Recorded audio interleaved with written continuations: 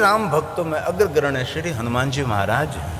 लोगाभि रामम रणधिंग धीरंग राजीव नित्यरम रघुवंशनाथम कारुण्य रूपम करुणाकरंतम।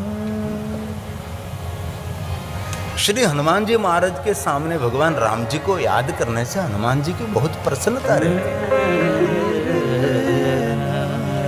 इसलिए जहां जहां श्री हनुमान जी का मंदिर है वहां भगवान श्री राम जी की धुन लोग गाते हैं, राम जी को याद करते हैं, क्योंकि राम नाम श्रवण करने का बहुत आनंद मिलता है। और हनुमान जी महाराज कथा प्रेमी भी है।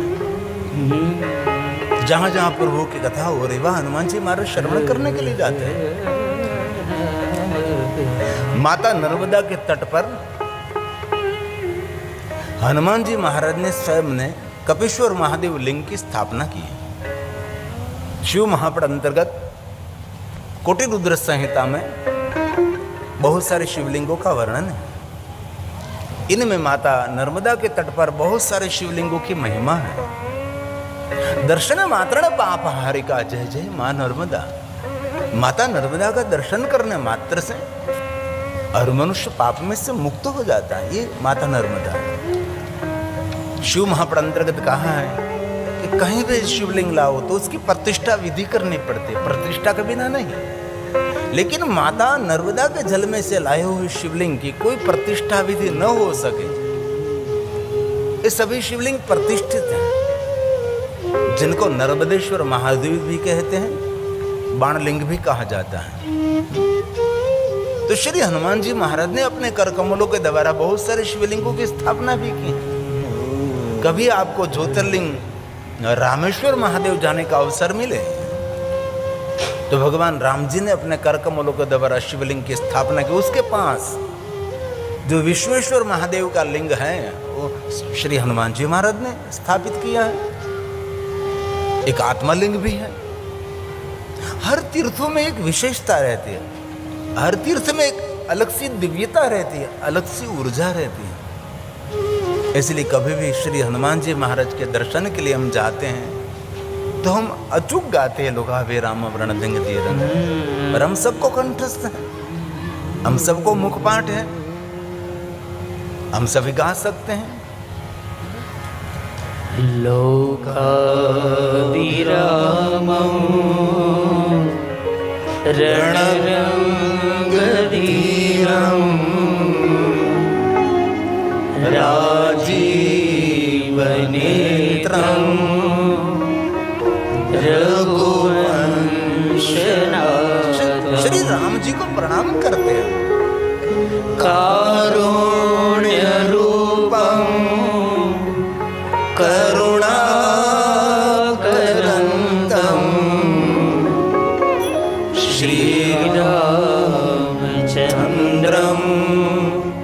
शरणं प्रपद्ये। श्रीरामचंद्रं शरणं प्रपद्ये। मनोजमम मारुततुल्य वेगम। कभी कभी हमारे पास हनुमान चालीसा का पूरा पाठ करने का समय न हो तो बस इतनी वंदना कर लीजिए। इसमें संपूर्ण हनुमान जी महाराज की वंदना होगी। और बहुत कुछ हम कंठस्थ नहीं कर सकते, लेकिन थोड़ा सा तो कंठस्थ कर सकते हैं। अपने बच्चों को भी कुछ न कुछ कंठस्थ कराने का प्रयास करें। बहुत सारे माता पिता अपने बच्चों की शिकायत करते हैं तो इस शिकायत के पात्र पिता नहीं पुत्र हैं कि मेरे पिताजी ने मेरे पर ध्यान नहीं दिया। जो माता पिता अपने पुत्र और पुत्री पर ध्यान नहीं देते वही रास्ता भूल जाते हैं। जो सतर्क रहते हैं, जो सावधानी रखते हैं, उनका बेटा उनकी बेटी कभी मार्ग नहीं भूलती, कभी नहीं। शिव महापुराण ग्रंथ में गर्भ संस्कारों की बहुत सारी महिमा, जो 16 संस्कार है ना, गर्भ संस्कार प्रथम है। माता को जन्म देते समय कितनी सावधानी रखनी चाहिए, हमारे पुराणों में एक भी बात नहीं छोड़ी। लेकिन पुराण को गहरे से समझने वाला, समझाने वाला कोई वक्ता चाहिए। इसलिए बच्चों को भी इतना सिखाना चाहिए। मनोजवं मारुततुल्यवेगं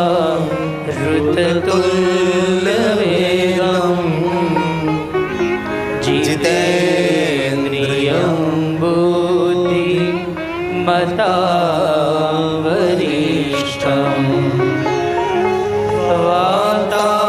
वातात्मजं वानरयूथमुख्यं श्रीरामदूतं शरणं प्रपद्ये। श्रीरामदूतं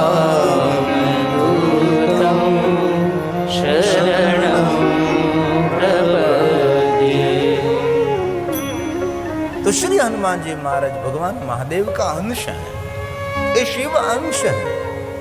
ये शिव महापड़ ग्रंथ में 40 श्लोकों में सुंदर बात कही है। हमने निर्णय लिया था कि ये कथा में हम रोज रोज 3, 4, 5 श्लोक शिव महापड़ अंतर्गत जो हनुमान जी महाराज के बारे में कहा है वो कहने का प्रयास करेंगे। तो शिव महापड़ ग्रंथ का हर श्लोक भगवान महादेव की वंदना है। एक एक श्लोक हमारा इहलोक और परलोक को पावन करते हैं। ये शिव महापड़ ग्रंथ की विशेषता है। इसलिए मुझे इस कथा में शिव महापड़ अंतर्गत शत्रुद्र संहिता में 20वां अध्याय में जो भगवान श्री हनुमान जी के लिए कहा है, थोड़े थोड़े श्लोकों का मैं प्रारंभ में पाठ कर लेता हूँ। कल हमने जो कथा श्रवण की कि भगवान विष्णु का मोहिन रूप देखकर भगवान महादेव के अंग में से एक तेज प्रकट हुआ। सप्त ऋषियों ने तेज को ग्रहण कर लिया, पत्ते में ले लिया और मंत्रों के द्वारा वायुवेग गौतम की पुत्री अंजनी को दिया गया। और अंजनी के माध्यम से भगवान शिव के अंश स्वरूप वानर रूपधारी भगवान श्री राम कार्य करने के लिए हनुमान जी महाराज प्रकट हुए। उनके पराक्रमों की महिमा है, अद्भुत अद्भुत पराक्रम किए हैं। जो हनुमान जी महाराज ने पराक्रम किए, ऐसे पराक्रम कोई देवताओं ने नहीं किए। इतने बड़े बड़े पराक्रम हनुमान जी महाराज ने किए हैं। ये सभी श्लोकात्मक शिव महापड़ अंतर्गत हैं। और कहा भगवान नंदीकेश्वर बोलते हैं, जो भगवान महादेव का वो भी एक अवतार है। शंकर भगवान के अवतारों की श्रृंखला में भगवान नंदीकेश्वर शिलाद मुनि का पुत्र हैं, वो भी भगवान शंकर जी का अंश है। ये कथा भगवान नंदीकेश्वर महादेव बोल रहे हैं।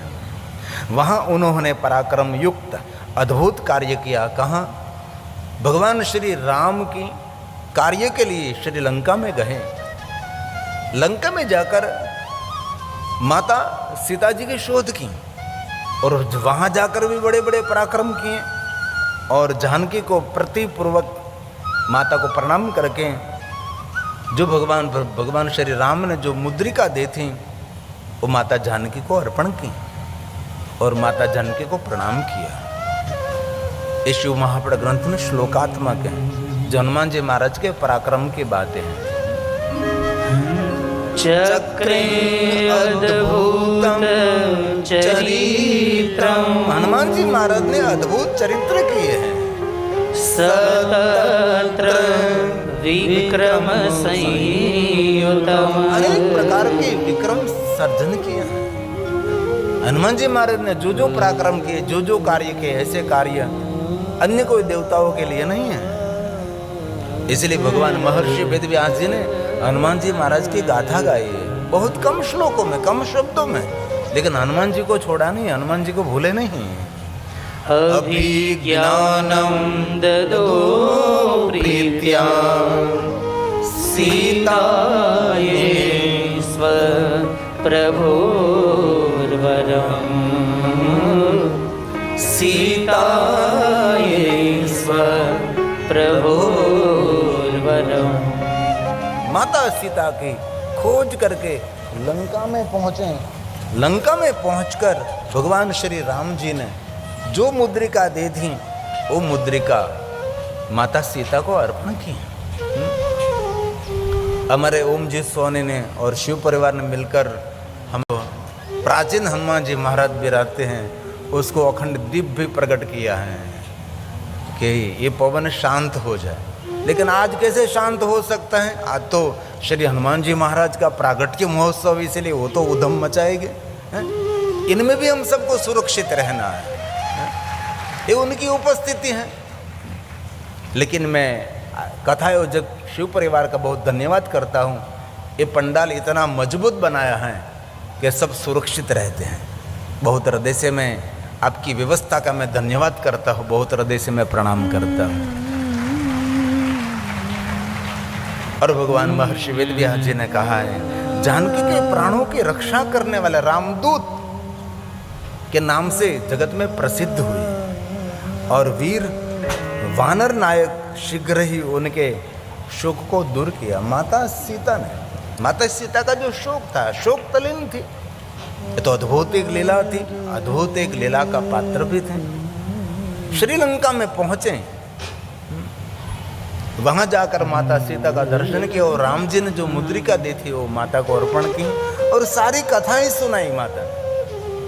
और श्री माता सीता श्री हनुमान जी के मुख से कथा श्रवण करके माँ जगदम्बा स्वयं माता सीता शोक से मुक्त हुई। जानकी का शोक दूर करने वाला हनुमान जी, हमारा तो शोक रोग सब कुछ दूर करने वाला हनुमान जी है, लेकिन माता जानकी का भी शोक दूर हनुमान जी ने किया है। इसलिए का सीता शोकम जहाराशु सवीरः कपिनायकम, कपियों का नायक है सवीर, वीर हनुमान जी हैं, वीर कपिनायकम। और माता जानकी को सभी कथा श्रवण कराई, सभी कथा कही। हनुमान जी महाराज ने पूरा चरित्र कहा, भगवान राम जी का संदेश पहुंचाया। श्रावयित्वा रामदूतं तत्प्राणावन कारकं तत्प्राणावन कारकं। माता जानकी को प्रणाम करते हुए भगवान राम जी का संदेश पहुंचाया और माता जानकी का शोक दूर किया। श्री हनुमान जी महाराज को प्रणाम करते हैं। उन्होंने रावण की अशोक वाटिका उजाड़ कर बहुत से राक्षसों का वध किया और फिर सीता जी को समन चिन्ह देकर रामचंद्र के पास पहुंचे। माता सीता को मुद्रिका देने के बाद सुंदर राम जी का संदेश सुनाने के बाद अशोक वाटिका उजाड़ दिया। हम सभी कथा से परिचित है, लेकिन शिव महापुराण ग्रंथ में जो भगवान महर्षि वेदव्यास जी ने श्लोकात्मा कही, ये बात मैं आपको कहना चाहता। बड़ा उद्यम मचाया, अगणित असुरों का संहार करके वध करके रावण को चुनौती देकर फिर माता सीता को प्रणाम करते हुए भगवान राम जी को याद करते हुए रामचंद्र के पास पहुंचे। लंका में फिर लौट गए और भगवान राम जी को भी संदेश दिया है। ये हनुमान जी महाराज हैं। तद्विज्ञानमादाय निवृतो राम सन्निधिं, निवृत्तिम राम सन्निधम। लंका में अनेक असुरों का वध करने के बाद, अशोक वाटिका को उजाड़ने के बाद, रावण को चुनौती देने के बाद फिर भगवान श्री राम के पास पहुंच गए। ये हनुमान जी महाराज को प्रणाम करते। रावणा राममाहत्य जगान बहुराक्षसा, जगान बहुराक्षसा। बहुत सारे राक्षसों का अंत करते हुए रावण को चुनौती देकर माता सीता का संदेश भगवान श्री राम तक पहुंचाने के लिए हनुमान जी महाराज का बहुत बड़ा सुंदर चरित्र रहा, बहुत बड़ा पराक्रम रहा। उस समय महालीला करने वाले उन्होंने अत्यंत निर्भय होकर रावण के पुत्र तथा अनेक राक्षसों को मारकर वहां लंका में महान उपद्रव मचाया। हम सभी जानते हैं और रामचरितमानस में तो उनकी विशेष सुंदर वर्णन है, लेकिन शिव महापुराण ग्रंथ में एक थोड़ा सा वर्णन है जो हनुमान जी महाराज के लिए स्वयं भगवान महर्षि वेदव्यास जी ने गाया है। अद्भुत लीला के हनुमान जी महाराज ने एक वानर रूप धारण करके उधम मचाया, कपियों में श्रेष्ठ रहे, रावण के पुत्र का और साथ में अनेक राक्षसों को दंड देकर फिर हनुमान जी महाराज भगवान राम के आगे पूरी लंका का संदेश और माता सीता का सुतम तदेव रावण सूतम, रावण का पुत्र सूतम हत्वा सब राक्षसम अनेक राक्षसों का अंत करते हुए समहोद प्रद्रवं चक्रे मोहोतिस्तत्र निर्भयः मोहोतिस्तत्र निर्भय होकर हनुमान जी महाराज भगवान श्री राम के पास पहुंचे और आगे कहा, हे मुनियों, भगवान नंदिकेश्वर एक कथा कह रहे हैं, जब महाबलशाली रावण के तेल से सने हुए वस्त्रों को उनकी पूंछ में दृढ़तापूर्वक लपेटकर आग लगाई। ये रावण ने हनुमान जी महाराज को परेशान करने के लिए, लेकिन रावण को पता नहीं था आग हनुमान जी को जला नहीं सकती, क्योंकि अग्नि ने वचन दिया था अग्नि जला नहीं सकती और जल डुबा नहीं सकते हैं। हनुमान जी महाराज को बहुत सारे वरदान मिले थे, क्योंकि हनुमान जी महाराज स्वयं भगवान महादेव का अंश है, भगवान शिव का ही स्वरूप है। लेकिन रावण ने, महाबली रावण, तेल से लपेटे हुए बहुत सारे वस्त्र को हनुमान जी महाराज की पूंछ को लगाया था। यदा दग्धो यदा दग्धो रावणेन अवगुण्यर्थ्य वसनानि च तैलाभ्यगतानि सुदृढं महाबलवता मुने। भगवान नंदिकेश्वर ने कहा, हे मुनियों, महाबलवान रावण ने हनुमान जी महाराज के पूंछ पर अनेक तेल लगाए हुए वस्त्रों को लपेट दिया था और महादेव के अंश से उत्पन्न हनुमान जी ने इसी बहाने से कूद कूद कर समस्त लंका को जला दिया।